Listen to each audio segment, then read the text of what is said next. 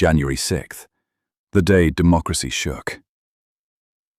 Background tense. Suspenseful music begins softly. Narrator. Calm. Serious tone. January 6th, 2021.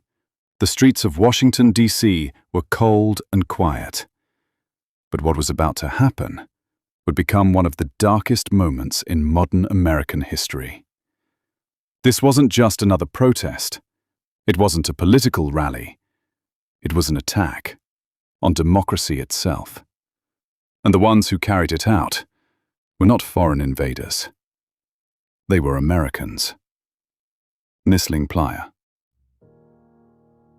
To understand what happened that day, we have to go back to the election of 2020. In November, Joe Biden defeated Donald Trump in one of the most watched and intense elections in U.S. history. But Trump refused to accept defeat. He claimed, loudly and repeatedly, the election was stolen, it was rigged.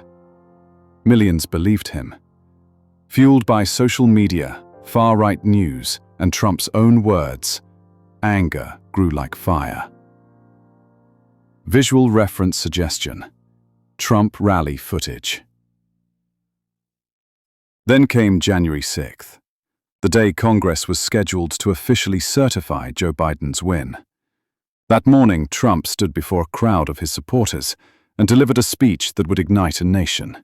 He said, "We will never give up. We will never concede. If you don't fight like hell, you're not going to have a country anymore." And then, he urged them to march to the Capitol. Sound effects, marching crowd, chants. Thousands obeyed. They walked, and then they ran, toward the U.S. Capitol building. What followed was chaos. Barriers were crushed, windows were shattered. The mob surged forward, waving flags, some American, some Confederate. Some carried weapons.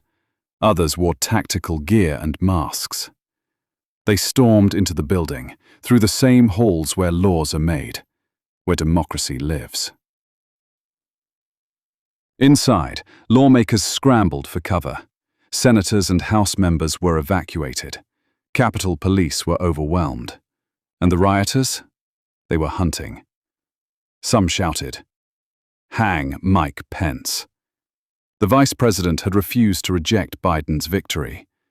They set up a noose outside the Capitol. This was no longer a protest. This was an insurrection. In the chaos, a woman named Ashley Babbitt, an Air Force veteran, was shot and killed by Capitol security as she tried to break into a barricaded hallway. By the end of the day, 5 people were dead. Dozens of police officers were injured. The Capitol, desecrated. The world watched in shock. America, the beacon of democracy, had just witnessed something unimaginable. For the first time since 1814, the Capitol was breached. But this time it wasn't the British. It was Americans. Later investigations revealed the attack was not spontaneous. It was organized. Online forums, private chats, and extremist groups. Over 1,200 people have been charged. Some were sentenced to years in prison. Congress formed the January 6th committee to investigate the incident. They found damning evidence that Trump and his allies fueled the fire, that many believed they were acting on his command. But here's the question. Can a democracy survive when its own people turn against it? Can truth stand in a world filled with lies? January 6th was a test, not just for America, but for the idea of democracy itself. And even though that day brought fear, division, and loss, it also brought resolve.